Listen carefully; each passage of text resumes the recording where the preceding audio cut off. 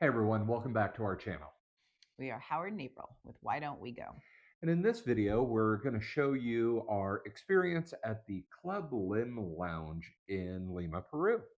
Yeah, we had a little extra time to kill because the traffic in Lima can be notoriously inefficient getting Yeah. places. So you never know how far in advance you need to leave for the airport, depending on where you are and time of day. But they said minimum an hour, possibly two or Yeah. more. So we did give it several hours and we did make it to the airport in about 50 minutes, which was great, Yeah, but that traffic was fine that day. left us some time to kill at the airport. Yeah, so out of an abundance of caution, we got there a little early, got some video of both some of the breakfast options and lunch options since we were there a little early. And then we'll tell you a bit at the end, kind of our overall thoughts and feelings about it, and then our experience on the flight from Lima to Salt Lake City. Yeah. All right, here you go.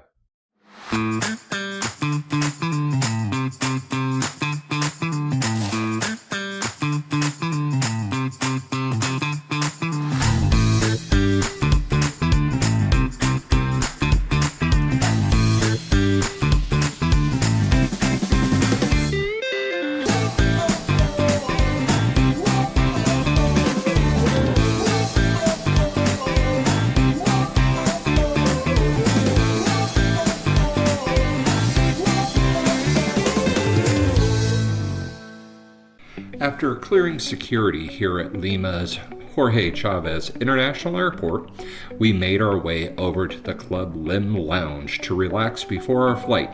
Let's head inside and take a look around. The first thing you notice when walking into Club LIM is that the lounge is actually quite spacious. There are a variety of seating options depending on what you're looking for. Along the main seating area, you'll find plenty of comfortable chairs and small tables, which are perfect if you want to grab a bite to eat or catch up on some work before your flight. There are also several lounge-style seating areas with larger chairs and couches that make it easy to sit back and relax for a while. For travelers with kids, there's even a dedicated enclosed children's play area, which is a nice touch and helps keep the main lounge quieter for everyone else. Walking around this corner, I found this area, which I thought was pretty unique, with several TVs tuned to different stations for individuals who want to catch up on some different sporting events without draining their portable devices.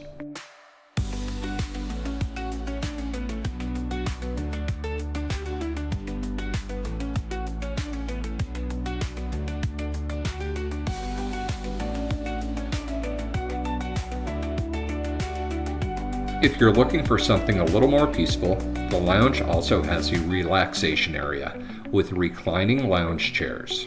This space is designed for travelers who may want to rest, recharge, or just enjoy a quieter corner of the lounge. In the back here, they offer several enclosed office spaces, so if you're needing some privacy to get work done, this is a great place to make it happen. Overall, the layout does a good job of offering different types of spaces depending on how you want to spend your time before boarding. To begin our visit, the lounge was serving breakfast, and there were several options available at the buffet. You'll find a mix of hot and cold items, including fresh pastries, fruit, cereal, cold cuts, and some hot breakfast selections. There's also breads and spreads if you're looking for something light before your flight. It's not an enormous buffet, but there is a duplicate buffet on the other side of the lounge to help expedite the service and help with the congestion, and there's definitely enough variety to grab a quick breakfast and start your travel day.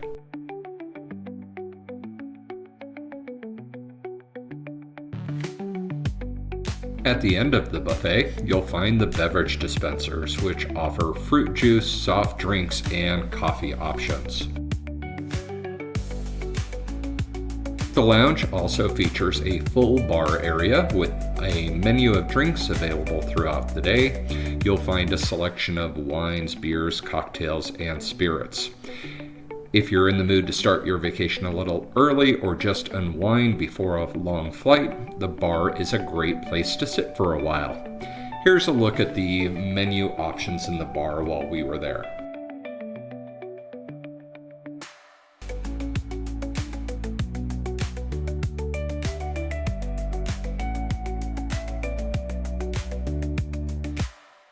Later on, the lounge transitions from breakfast service to lunch, and we were able to catch a glimpse of some of the lunch offerings as they were being set out. These included a few hot dishes along with additional sides and light meal options, giving travelers a bit more variety if they're visiting later in the day.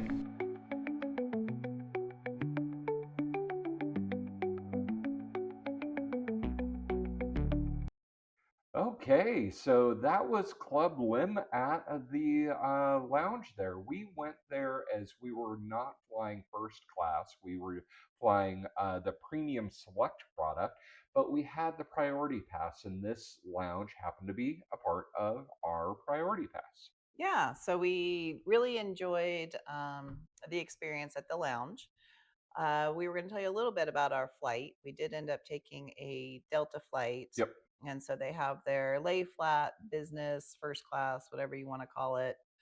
And then right behind that, and we'll show a picture, Hmm. they have the premium select, which is 2x2x2 across the cabin. And that's kind of their higher class above Comfort Plus. Comfort Plus. Yep. The Comfort Plus, I think, was like 232. Correct. Yeah. So a little bit about the metrics aboard those seats between the Premium Select, which we were flying, and Comfort Plus, because that's more of what you're thinking of, is the seats in Premium Select are about an inch wider. They go from 18 inches in Comfort Plus to 19 inches in Premium Select. Um, the pitch, the leg room differential is 3 inches. So that premium select, you get 38 inches versus 35 in Comfort Plus. But the big thing here is that recline feature, and that Yes. is an additional 4 inches in that premium select. So 7 inches in premium select, it only reclines 3 inches in that Comfort Plus, more akin to economy.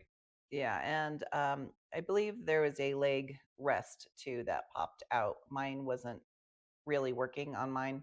It was a daytime flight and it wasn't that imperative that, we recline and put the legs up, but that was definitely a possibility. And the seats were much larger.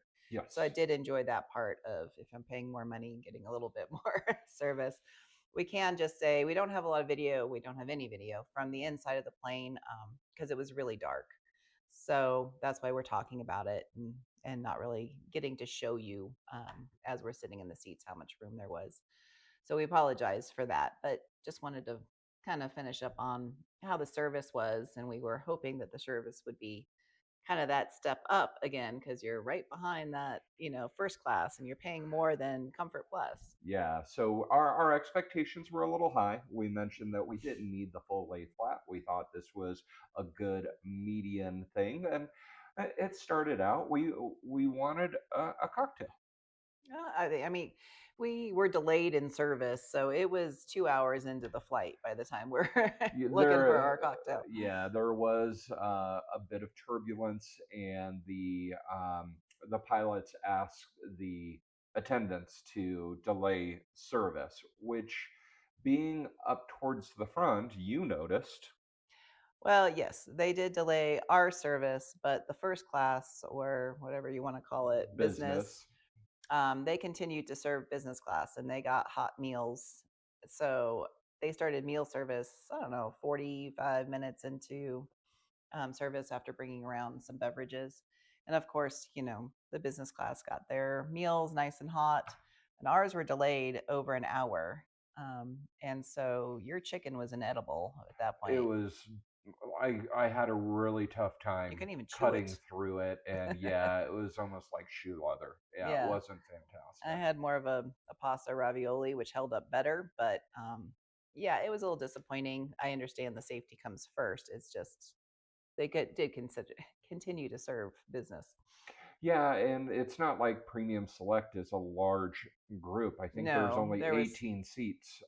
So that's, I believe, service that could have been attended to yeah, even without the carts, they could have come up with the trays like they did with in the business. business class for sure. Yeah, and that's when then again after we got our meal, we were asking for a cocktail and You actually asked first yes, and said, "Hey, can I have a double Woodford?" And oh, well, I think we're out of it. yes, And then another attendant came by, and I was like, "I'd like a double Woodford." He's like, "Let me see if I can dig for one." So they ended up coming up, and they got you one yes, when I asked, and they came up, and all of a sudden they found two more. And so I got my two, and I got my one, shared it with you. So we each had one and a half right. beverages at that point. But over a 6+ hour long flight, that's all the service we got. And they weren't coming by and asking if we needed anything or even No, giving us water or I mean, it was kind of a lack of service for what you're paying and for kind of that selection. yeah, and then they did do a secondary meal service. No additional beverages were offered at that point. The weird thing was, I think they were supposed to have started it much earlier in the flight. I think we got there faster, which perhaps caught the attendants off guard because they were then giving our secondary meal service, breakfast or whatever it was. It was in the Um, afternoon, almost like a dinner, but they were doing that during our initial like descent. yeah, it was like 45 minutes to landing when they're supposed to be starting an initial descent. They're like, "Oh, we forgot to serve you another An meal." entire another meal service. So, So that was extremely super rushed. rushed. And then like demanding your plates back before you had a chance to even finish. So the seats, Or great. the service Could have used a little improvement. was not fantastic. But yeah, It was the closest thing we could get to a direct flight as well. It was Lima direct to Salt Lake. We had a like an hour layover there and then on to Denver. So um, the flight was great for getting us home fairly yes, quickly yep. from And, Lima. But and it was comfortable, but the service on that particular flight was subpar. But yes, I hope you found this helpful and look forward to seeing you on future videos. bye for now.